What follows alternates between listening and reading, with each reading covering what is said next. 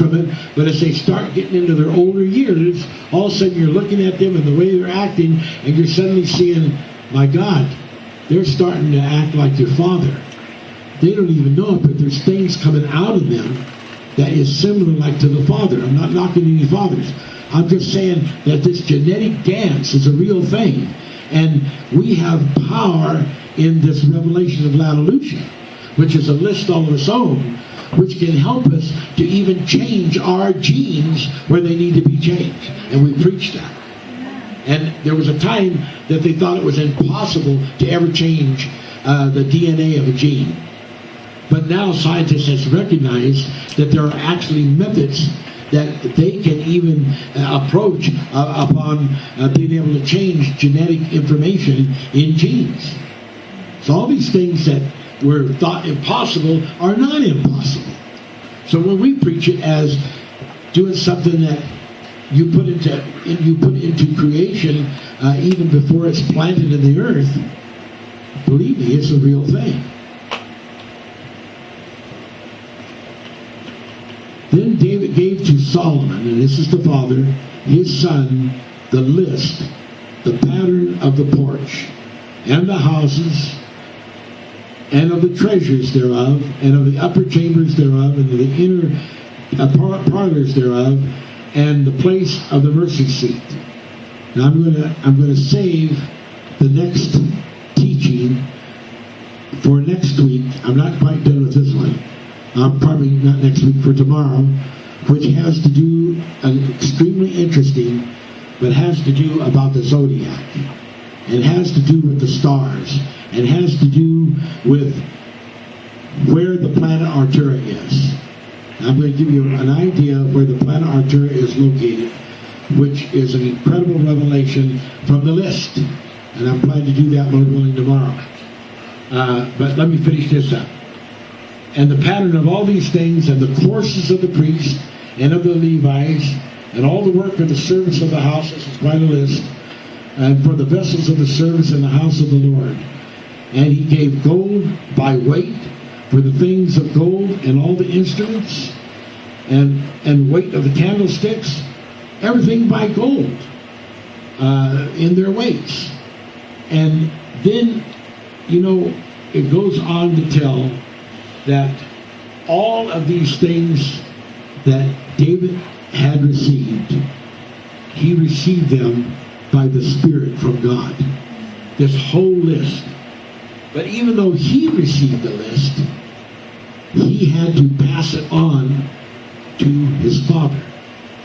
There are times that God may give you a list, just like I'm receiving the list of the manifest. It's a huge list, I agree. But there's no question that at some point I'm to pass that list on to other manifestors. And other manifestors are supposed to be getting trained and ready, just like Solomon was getting ready, to take over this written in his genes list. But in that same tree is good and evil. In that same gene and DNA is the light and the darkness. And either one of those kind of things can come forth, or both of them can come forth. And if they both come forth, one nullifies the other. So that when they're put in the balance, instead of one bringing gravity to the subject, the other just makes it so they both weigh zero. They just have no value. Because it nullifies, the darkness weighs as much as the light. And so there was in David's genes this list. But it wasn't for him to do, but it was his part of the list was to have that all down and give that to his son. And his son had in him the list of his genes to fulfill the destiny of getting that done. And Solomon did build the temple of God, all those things. Did all of those things. But then along the line somewhere he failed and came into that other side of David. So that the tree of knowledge was partaken of both the good and the evil. Thus, the good was counteracted and made it the good to not have any weight value because of the darkness that was taken in. That is the serious understanding we have to understand and obey when we are dealing with the lists that are in us. There can be two sides in us. And Paul recognized that. He says, oh God, when I want to do the right thing, I end up doing the wrong thing. He said, who will deliver me from this body of sin and death? He did not have the full revelation, which is just now being ready to be expounded, of the spirit-to-spirit revelation, of the being able to plant ourselves by the spiritual mind into these higher heights and higher firmaments and higher heavens, to where we, by the Spirit, are actually loosening ourselves in the flesh on earth, or binding ourselves in the flesh on earth. We have the power of binding. We have the power of loosening. We have to be sure that we use that gift and that energy, that we are loosening the right things and binding the right things, lest we suddenly find that we are loosening the wrong things and binding the things that we should not be binding. Does everyone follow that? Mm-hmm. And that is the fourth list. And tomorrow we'll save the fifth list for tomorrow, which will be extremely interesting. Plus we will open up the inner list, if God will so reveal it, to what some of the list of destiny that's written in some of the people would be. And we'll just see how it goes and where it goes. And this actually ends up not being a very long, well, we started a little after 7. 1, 2, 3, what is it? Is that almost? 11. It's what? It's almost 11. Almost 11. Now that's not too bad. It's almost 4 hours. But it's late enough when you have children. So, are there any questions? Don't make them too extreme or long. But you have to watch it when you get that hand up. Anybody have any questions? Does everybody understand? You're okay? All right. Okay. Now, tomorrow, I'm going to be bringing a bunch of pamphlets. They're put in the little book forms, and most of them sell for around $10. And I'm going to put them out on that table, and they'll be available if you want to buy them. They'll go to helping the ministry. And we'll just put them out on that table tomorrow. But if you don't buy them, then I'll get to take them back home. But if you do, praise God. So, and there's no questions, and we once again thank you, Jess, and Heather, for your hospitality. And tomorrow we start at 10:30. So 10:30 tomorrow, and right here. So if there's nothing else to be said, you're dismissed. God bless you. And I said, Jess, you think it's okay? So, we're ready for another day. And lots and lots to cover. Lots and lots to say. We're going to get into the thing about the star kingdom things. But when I was quoting last night, I overlooked one other list that I have to go through first. Don't have to, but I will. Because it's from the Seven Thunders speak before Genesis. And it's got a lot of interesting, beautiful, important, relevant things in it. Now, the reason that not everybody can get into things about God is because they have blind spots and mental blocks. Some of this is genetic. Some of it is just lack of spiritual experience. Some of it is just an antagonism that some people have for anything, no matter what it is, that might somehow seem to say you're to do something different than you may want to do. And the world is full of people like that do not want to be uncooperated with as far as anything has to do with their will and their intent and their goals. It's just a natural thing, and we're not here to judge them or to put them down, but we're here to say that the discovery, and sometimes in phenomenal ways, of lost treasures, lost ideas, lost books, keep popping up over the centuries of time, and as people begin to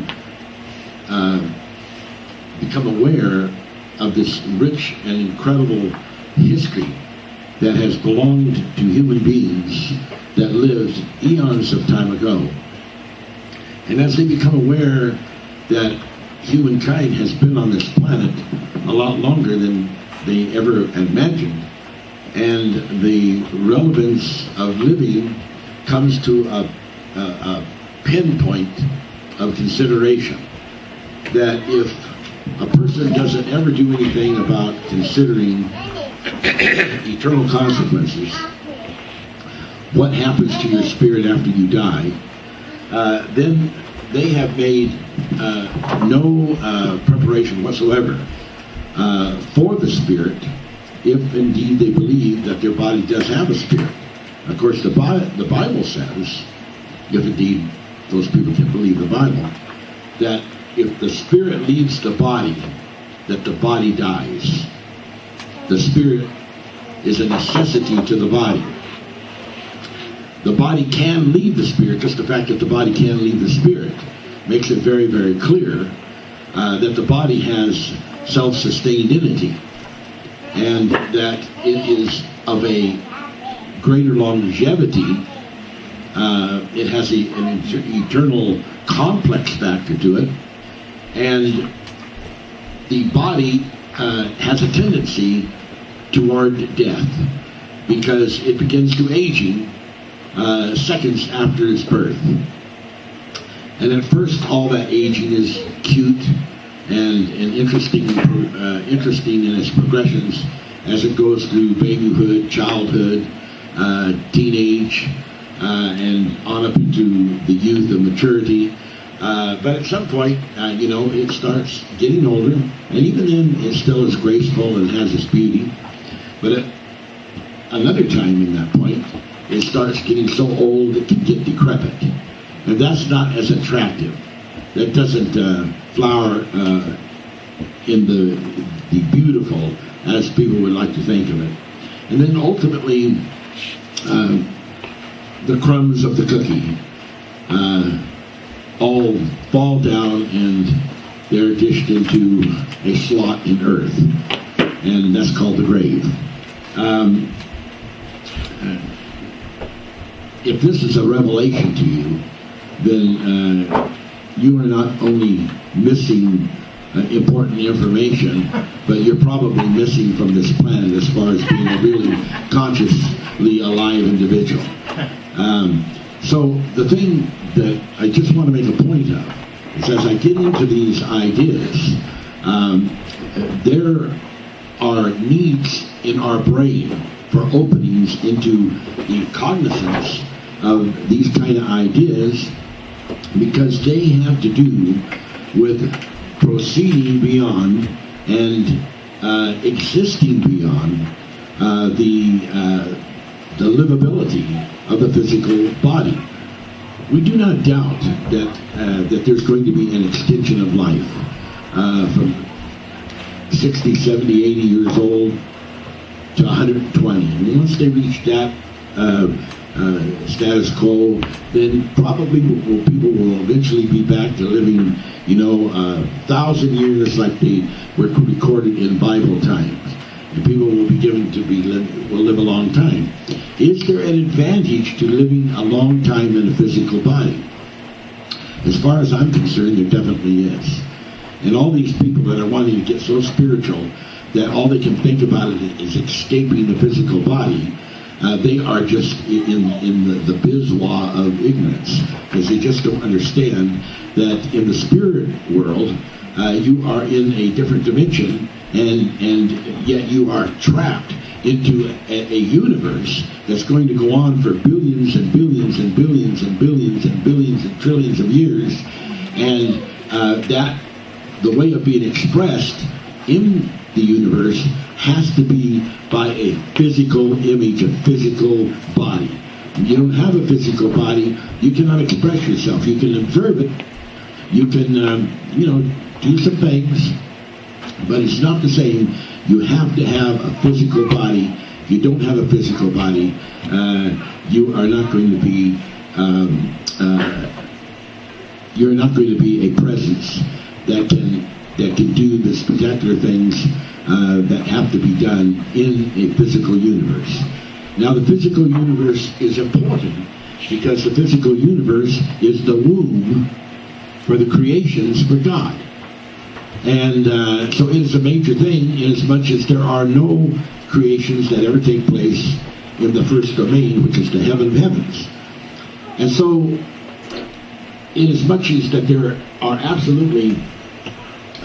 is absolutely no other option, then the universe as a matrix becomes so important, so essential, that there has to be interruptions in the eternal consequences of the forevers of forever that a person has when they are in the first domain. And those interruptions say that for us to increase in additional numbers, and for there to be an increase of love, which in the first domain, no matter how many numbers that you increase to, it never actually increases anything. But in a different sense of understanding it, the magnitude is affected, and that is quite a subject which I won't necessarily get into today. But as we begin to look at these things and understand these things, we get into this the constellation Libra, which is a scales, and it has to do with the balancing, and that is the whole secret. That constellation is the whole secret of everything that has to do with coming to the universe, taking on a physical body, and coming into the understanding of a balance. If you don't have that balance, if you're too spiritual, you will not have that balance. If you're too physical, you will not have that balance. So you have to be physical to a certain extent, and the people that want to go off into some kind of spiritual hideaway and drill a hole in a rock and have a little peak hole that they can look out the world while they're meditating their life away, all the more power to them. But they will be some of the less spiritual people on earth. That will not make them more spiritual. They will become hibernated in a self-mentality of self-preservation, and in the end, they will be the least of those that are in heaven, if they make it to heaven. So the ones that are better qualified for overcoming the call, the mission, will be those that brazenly, boldly go out and smatter around with the physical realms, and then reach a point that they can have a balance, so that they are balancing their mortal self, their morality, their spiritual self, their spiritual essence and magnitude. And when they do that and achieve that, then they are where God wants them to be, because God understands if they're any other way, then they end up discarding and looking down and degrading all the things that are in the physical realm. They cannot appreciate the animal kingdom. They cannot appreciate the plant kingdom. They cannot appreciate nature, because their mind is spiraled just on one thing in some kind of a spiritual ether, and by getting into that spiritual ether and separating that from the physical ether, then they end up losing the balance. So we have to keep the balance. Now, a lot of churches and preachers and ministers that talk about just getting spiritual and just overcoming, and even try to claim that they have achieved that, and they are all that spiritual and meditative and all those kind of things. Majority of those people are more along the line of the hypocrite, because they are proclaiming to be something that in fact they are not. They are proclaiming to be holy when in fact they are not holy. People do not even understand what holiness is. They do not understand that a cow can be holy. And cows that were designated and specified to be used for an offering for the Levites to eat, they were chosen out, maybe not even anointed, and then they were called holy, holy cow. So some of the people are just holy cows. Their particular life that they're living without maybe even knowing is predestined to be sacrificial. And they're like the Bible says in the New Testament, that there are vessels of honor and vessels of dishonor. That does not mean that the vessel of honor is greater than the vessel of dishonor. There are cases in which the vessel of dishonor may be greater than the vessel of honor, because people don't understand that this world is a stage, and we are on this stage, and we are playing the great theatrical role of whatever our assignment is. So those times when God hardened the heart of Pharaoh, or he sent angels to go and tell lies, which is all in the Bible, those were divine prerogatives that could be chosen or not chosen. But if a person has been given the job, like some of the angels were given the job to go out and deceive people, because these were bad people and they needed to be deceived. That's your job. If that's your actress job, then that's what you have to do. You can end up being a vessel of dishonor, but you are playing it as a role. And when you do such a beautiful job playing your dishonorable role, you will be given in heaven an award. You'll be chosen as one of the best actors or actresses down here in the plains of the universal drama.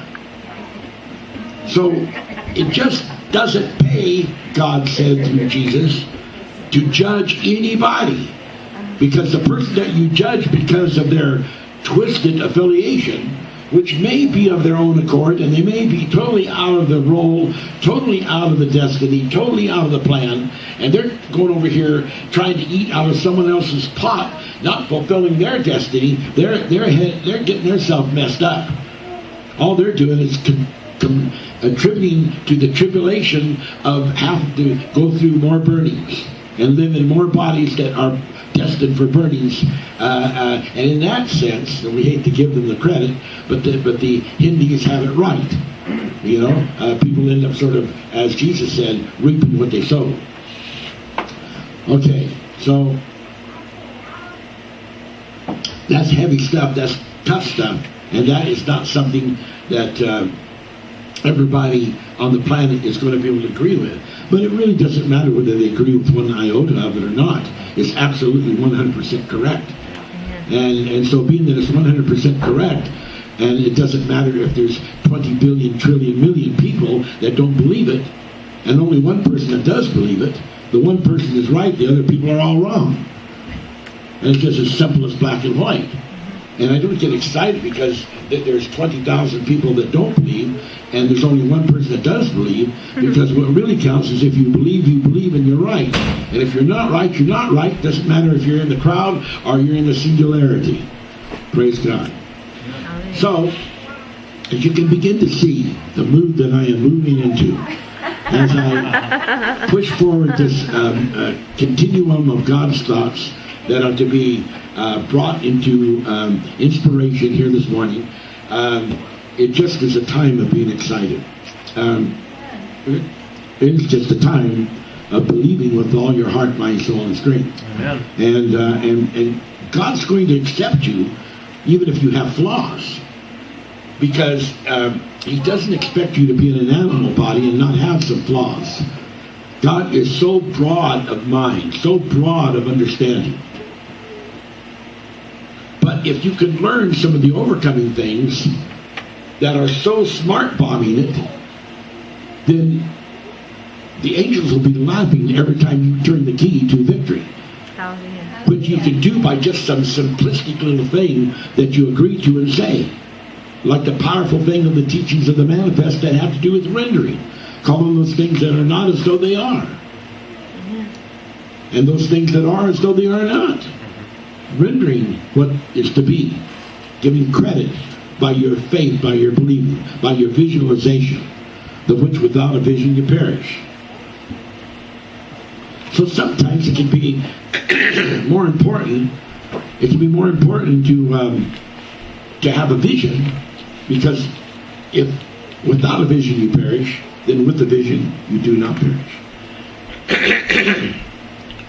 Try a different cough drop. That one didn't work too good. Didn't work that good yesterday either.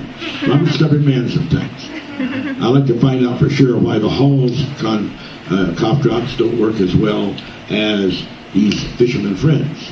Probably because it doesn't have the word friend in it. So it probably means it's really not a friend, it's just a commercial additive, trying to make an extra buck. So that's the end of Hall's cough drops, because they don't work for me. So if they do work for other people, you know, I feel sorry for them. They probably just don't have the same anatomy that I do. But that's their problem, not mine. And of course, it could be the other way around. But that's not my opinion, so why should I spend the time on it? I will not spend the time on it. I will go on with my next little addition here that I'm going to bring to you. And that is about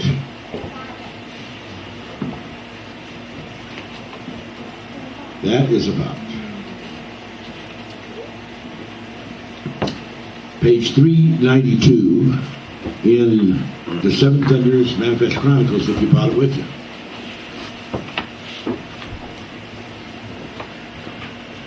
And this is a list, and that's what our teachings are about. List. And this goes through the numbers list, and monad, duad, all these different revelations under the numbers that have to do with some beautiful and wonderful things. So we start with monad. You must learn how to go to the spiritual city of God. Number 1, you. Number 2, must. Number 3, learn. You must learn. That's in the monad revelation. The number 1 most important thing you need to do. It isn't automatic that you know it. It isn't automatic that you understand it. It isn't automatic that you will easily be able to gain the knowledge. But 1, 2, 3, A, B, C, alpha, beta, gamma.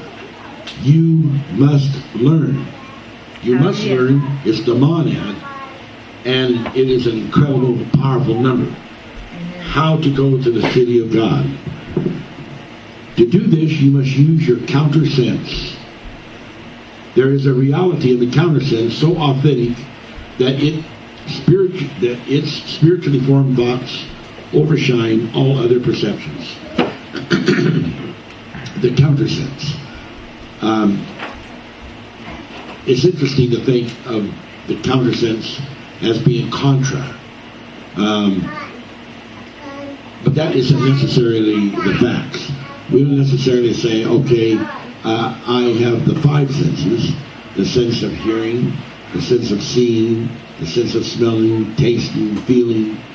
And then the counter sense, what would that be?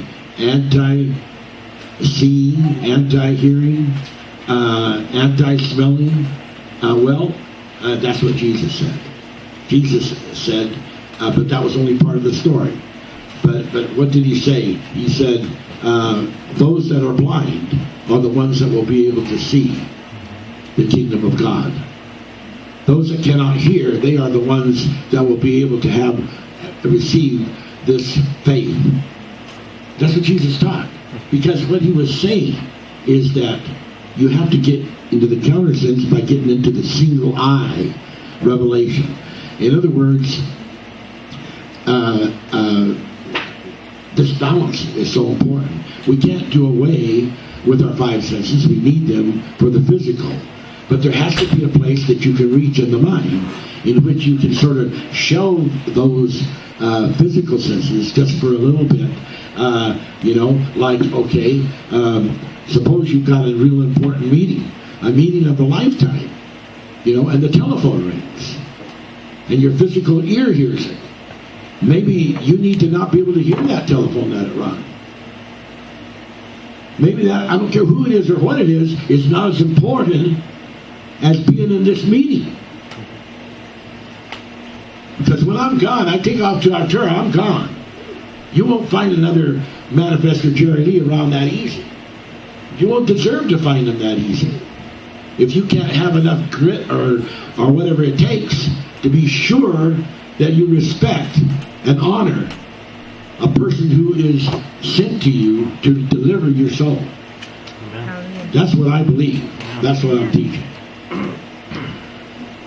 I believe in the open door. I believe in the door that allows people to come in. I believe in the door that allows people to leave. And I will never fasten myself to anybody so much that they can't leave. I will never get that fastened because I learned that lesson coming up through the lifetime of living.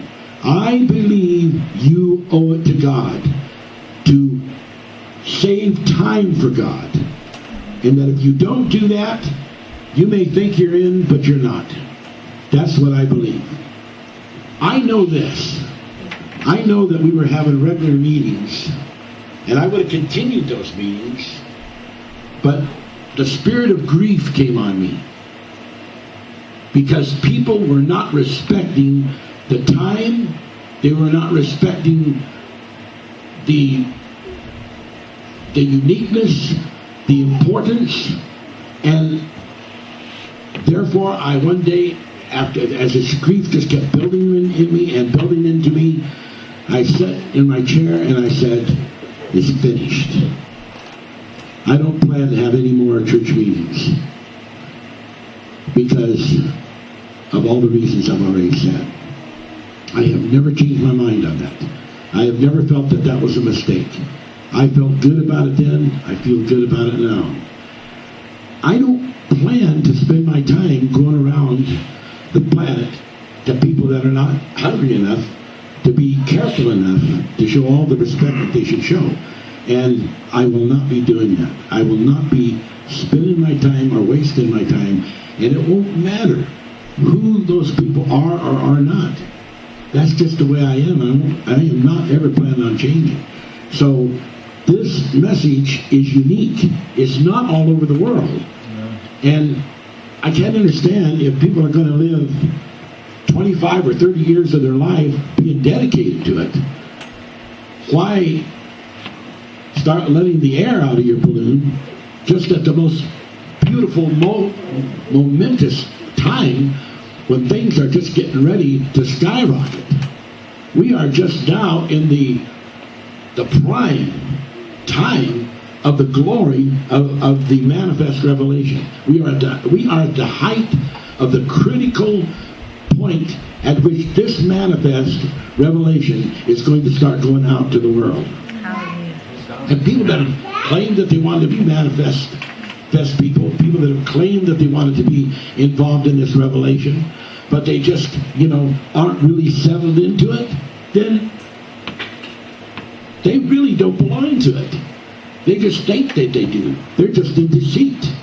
And they should just basically roll down the road wherever which way they want to go. I don't have time for them if they're not going to be real. And after 25 or 30 years, if people can't get on this ship, then I just really don't want them on it. That's my feelings, and I will not be changing that view. That's dead set stuff. I have dedicated my life to do this thing. I recently had a conversation with Ken Klein, And Ken Klein was wanting me to do things exactly his way with these books, you know, and he's, you know, and he was saying, you know, you need to know who Ken Klein is, you know. Well, in a few days, I'm going to be telling him who Ken Klein is, and he's not going to like it, and it may draw a line in the sand, and that's okay with me. I don't really have a problem with that. I'm not afraid that I'm going to be left in a little twerp pile somewhere. I have a job to do, and I'm going to do that job as long as I live, to the last atom and molecule that is still breathing in my body. So this revelation is a unique revelation, and it is beautifully tied in not only to living on this planet, living in this universe, but to the first domain and beyond. It is the whole story. I am tired of my lifetime experience in the church world of only having a little particle revelation. And then you ask these people anything outside of the denominational particle revelation. You can't know those things. That's not men of God. God will get angry if you start delving into those kind of things. I'm tired of the kind of thing where people judge people. I don't think that people should be judging people, because Jesus said don't judge people. Just plain leave them alone. But you can make a decision to separate yourself from people that don't want to believe like you believe, if that's what is necessary to do. Or you can just leave them alone, let them go their way, you go your way, whatever you have to do. I am willing to do that. So, you know, when people have condemned me and judged me, I have not in turn condemned them or judged them. And I know that that is right. And I am proud of that record. So when we are told there's 3 things that we need to do, and this is a number 1 issue, you must learn how to go to the spiritual city of God. I laid down yesterday on the couch, and I guess I fell asleep, which was what I was hoping to do. And I was suddenly woke up, and there's an ottoman, a very long ottoman, right by the bed. And I opened my eyes and I looked, and there was a small little person standing there. Everything on that person, all the clothes, everything, it seemed like even the skin, the whole creature, I'll call it, was in a very sparkling, beautiful yellow. And in that creature's hand was a bouquet of ribbons. And they were all in different colors, and they were very, very spectacular. And as soon as I opened my eyes and I looked and I saw this, that entity disappeared. But I saw enough to know that God was saying a message. That I know that yellow in the Rainbow Covenant means to reach out. And I know that these ribbons, which were like little ribbons you put on presents that you give to people, that it was talking about these meetings that we're having. That these meetings are gifts from God. Oh, dear. They're gifts from God. Yeah. And that, you know, that this message from God to me was that, you know, this is the thing that I've called you to do. This is your destiny, to give out this message. These are presents. These are gifts. These are insights and intuitive spiritual acknowledgments that touch the depth of the inmost cognizance of the human brain. And this is what you are called to do. This is your theater. And it really sensitized me to recognizing that I had to go into the counter sense, and to really appreciate that, because a person's own sense doesn't always attribute to the most honest and best decisions and best conclusions, but it doesn't eradicate those senses. It just highlights them. So you must learn to go to the city of God. And the city of God that we're talking about in this writing, and I won't have time to read it all or go through the whole list, is about a mental state, a phototranslative state of your spirit, maybe even becoming absent of your body for just a matter of seconds. But when you transit from the body state into the spirit state, and even if you're gone for 3 seconds, that 3 seconds is so spiritual and so powerful that in that 3 seconds you can gain a tremendous amount of time, because the acceleration and the quickening of it is at such a high movement that and is so condensed that you can receive a whole list of oracles in those 3 seconds.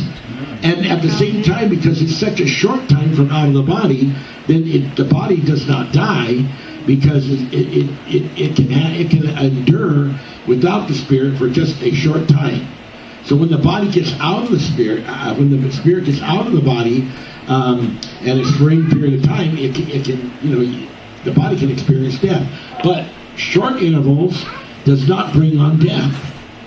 And so this ability to have a separation from the body can be absolutely spectacular, and I have had those experiences, and they have affected my life. They have made my capability of understanding things, of seeing things, and the amount of information that, like I say, because it's so accelerated and quickened and so privileged of its selectivity, being a countersense, has actually enhanced my life and my understanding of spiritual things, but has not robbed me of the balance of the physical to the spiritual.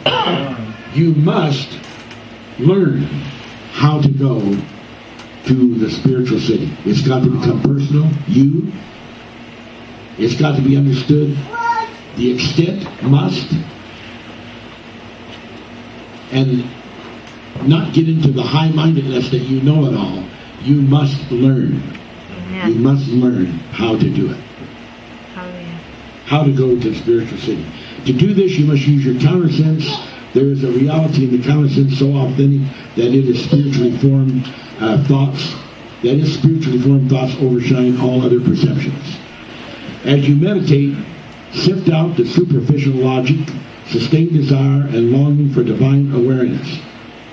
You have to meditate, not pray. People get confused between what meditation is and what prayer is. Although I've taught this many times, it's well worthwhile to say it again. Prayer is when you put out. It's when you talk to God and say, I need this, I need that. Help me this way, or help someone else. Heal this person, heal that person. Have mercy on the world or the suffering. That's prayer. But meditation is not prayer.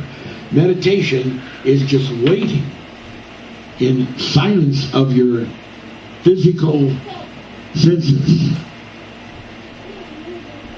and waiting to receive from God.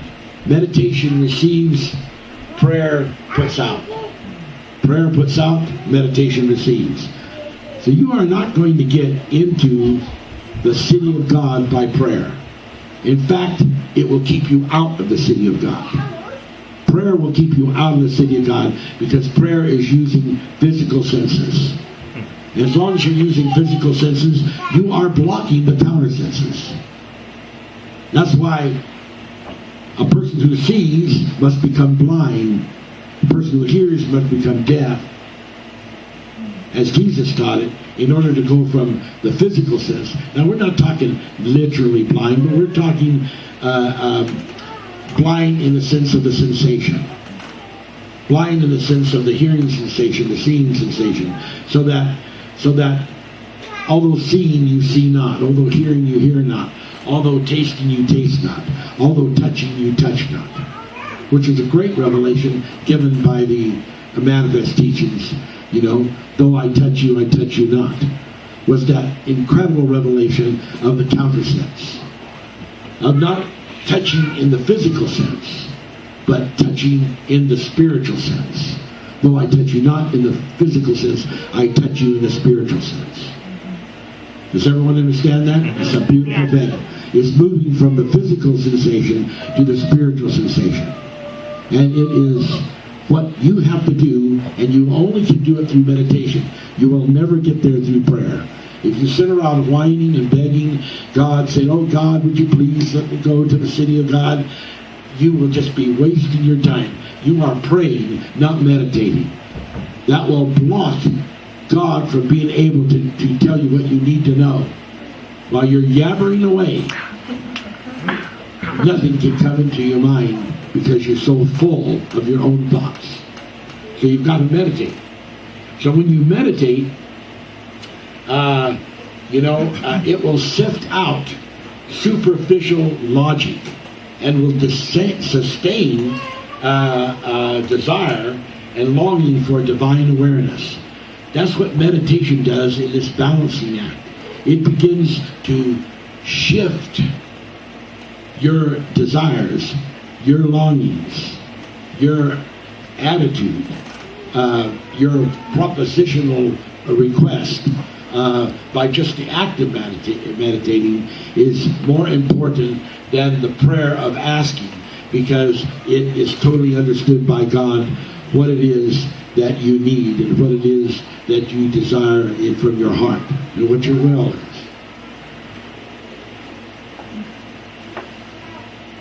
Divine awareness is the secret of everything. People are not aware because they have lost their memories. We live in the land of forgetfulness. So once you've lost your memory and you don't have your memory, then you can't be aware. You lose awareness of almost everything when you lose your memory. The memory is the secret to being able to get into the wonderful things of God. And so the restoration, which the Bible in Acts calls the restitution of all things, is all part of the incredible mystery and beauty of being able to bring all things together so that we have the balance between the physical and the spiritual. That is so critical, so important. Once through the meditative launching, we begin to come into the awareness. That means because the satanic energy is beginning to sign within us a tuning, a polarization, so that we are beginning to come into these thoughts that have been forgotten by us because they're in a state of sustaining. And as that sustaining begins to be passed over, and suddenly that box of marvel and that box of oracle is open, and we begin to remember it. We may not at first even connect it to something that we have remembered.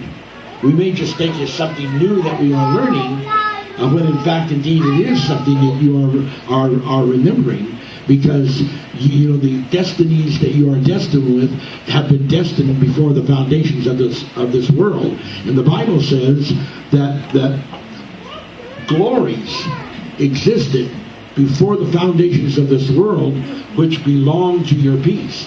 These things belong to you, and the only key way in is through this meditation of shutting up your mouth. Now, some people say, well, I sit there and I don't talk at all. But what they do is they think. And so that is just the same as praying. When you sit there and you're thinking of all of the things that you need to do, or all the things that you want to do, or all your wishes and dreams, that's the same thing as talking or praying. It stops you from being meditative. And to become truly meditative is not that simple of a thing, especially for a lot of people, because so many people's brains have this whizzing that's going on all the time. It's just whizzing. Oh, did I turn off the lights? Did I shut the door? Did I leave the stove on? There's the phone's ringing. I've got to go answer that. Okay, God, excuse me just a minute. Don't even bother to go into the meeting.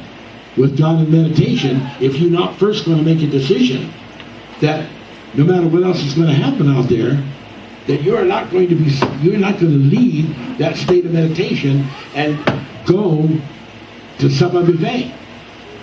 If the timing is not good, that you've got all these interruptions that are going to come in and they have to be dealt with, then don't plan that at the same time that you want to go into meditation. You hearing me, everybody? I hope Yes. you are. I'm trying to help you. I'm trying to tell you some things that you won't hear every day. At first, your experience will seem like a mirage. Because of it, it's appear and disappear dreamlike state. But in the course of development, the road to the city of God will appear. And you, with patience and sincerity, will touch down on it. And it's sort of like that manifested revelation about this person that was waiting before God and hoping for this miracle to be able to see this city. And he looked and it wasn't there. And he looked and it wasn't there. And it just seems like no matter how often he looked and expected for it, that it wasn't there. But then something happened. And what really happened wasn't out there. What really happened was in here. Something happened in him. He finally realized that just wanting to see something wasn't powerful enough to make something happen. That there had to be a pure moment inside of his heart, inside of his spirit, in which he just was putting everything in the hands of God. And when he reached that critical function, at that a split-second moment, the city of God began to appear, and he began to be able to see it. And it had been there all the time. He just could not see it because it belongs to the countersense. But it's there all the time. Praise the name of God. Okay? So yes, at first it can be like a mirage. First it can sort of be like, well, gee, I wonder if this is really it. Don't go there. Don't go there. I wonder if this is really it. Just don't go there. Just allow God to take you through that appear and disappear dreamlike stage.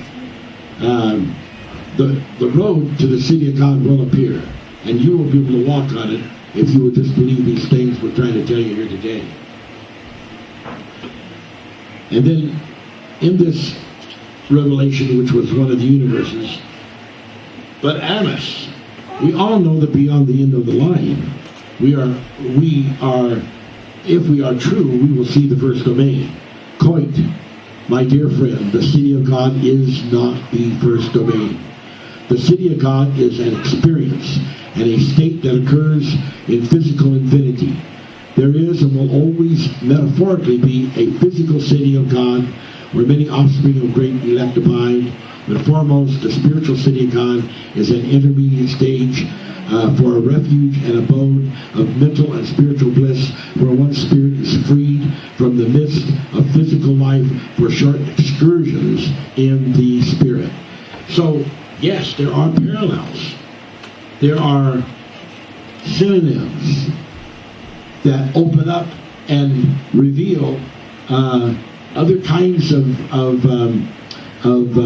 examples that all give us images, and then we begin to build these images together as though we were working on a puzzle. And when the puzzle all comes together, suddenly we see a picture that is the story that has been written by God, written in the stars, written on the earth, in the plants, in the manifoldness of everything that exists around about us. Amen.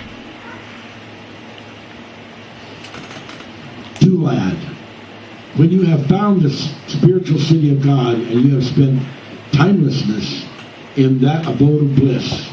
Now, that timelessness is based in an equivalence. In which there is an allotted motion of vibration, which you are allowed for your spirit to leave the body without it affecting negatively your body. And that is expressed in another way by calling it timelessness, because it is not equal to any kind of negative time, that would damage you. So because it's not any part of that negative time, it is therefore in the positive, and therefore it is timeless. So when the Bible says there will come some moment in which time will be no more, that isn't just a summation that necessarily happens at the end of the universe, but it can also be frequent intervals in between in which we can come to that beautiful drawing board where time is no more. And then it's just no more for that split few seconds that we go and we gather all the flowers of God's bouquet, and we come back into the circuitry of the physiological world, and it doesn't even hardly know that we left, because the quickening was so brief and so unctuous and so beautiful. Okay. Now, let's just leave this for a little bit, because we have so much to cover. We can come back to that, but let's talk about some things. When we left the Roseville meetings, and those were absolutely beautiful meetings, we were going 5 and 6 hours, and we could not get people to leave. They did not want to leave. We finally had to ask them, look, we've been here for 6 hours. We need to go. Those people were so hungry. Yeah, I am looking for those kind of people, those hungry people. And because someone said, well, we've been listening to this for 35 years. We know everything. Well, then if you know everything, you shouldn't even be here listening anymore. Because this is the teaching thing. You should go out there and start your own kingdom. Amen. You're already ready to be a manifester. You know it all. Go out there and teach somebody else then what you know. Amen. I don't think that too many of the other people in here have been to the city of God. I don't think too many of the people in here really have reached the climax of that pyramidal point at which they have all the stones underneath their feet of the Great Pyramid. And so I think that they are still, in fact, some of the greatest revelations of all times of the manifest are just now getting ready to be released. They're just now getting ready to be released. Like the revelation we put on the blog, Eve. That's sensational. Most people in the world never heard of anything like that. One engineer who came to this meeting, an older fellow who's retired, but he was a mathematical and electronic engineer, and he came up to me in the meetings and he says, I became attracted to the blogs because he said, those things that you say could not have been written by humans. He said, those things, he says, I recognize as coming from a source outside of this world. Hallelujah. And he said, it drew me into this. I got a call from him the other day, and he bought some of these books, which we're going to offer available to people. They're little books that are sermons that have been done. But he bought some. He says, I was looking at these. He says, I noticed that they're in the rough form. He said, my wife is one of the top librarian and into grammar, and she's naming all the stuff that she was into. And he says, and he said, have spent years of taking and putting technical matter together. And he says, I would like to offer at no charge. We would take one of these books and finish it with one every 2 weeks till all those books are in a real perfect format. And then he said, well, I'll put it on email it to you. You can make any corrections, send it back to me. And then he says, I'll put it in CD or whatever it is you call. He says, I want to do that. He said, this man lives in Texas. And he came from Texas to Roseville to these meetings. And so it is a beautiful time where the sparkles of soul people are all of a sudden being brightened. It's beautiful. When I was showing Jabir here the other day, I went back into the manifest where only people can go that on the cyberspace part of the the blogs and the manifest site, and where you can go back into where the directors and the webmaster goes, and you can see how many people are actually coming onto the blog. And I was showing them, look here, Jaber, today, over 200 people, and this is only in the morning, 200 people already in the morning have been on the blogs looking at these blogs. So just look at this. I mean, and then you go and you look for the month, and you know, they're in the thousands of people that are actually starting to come onto these blogs, and we've had months that we've had as many as close to 10,000 people in 1 month come onto a blog. So I think and that's without us advertising on Google or hardly telling anybody about it. It's just growing by the word. Well, when we left Roseville, we went to Burbank to meet with Razuli. And before I left, I told my wife Jen, she said to me, so why are we going to Burbank to see Razuli? I said, we're going there for 3 things. I said, number 1, to deepen our relationship with him.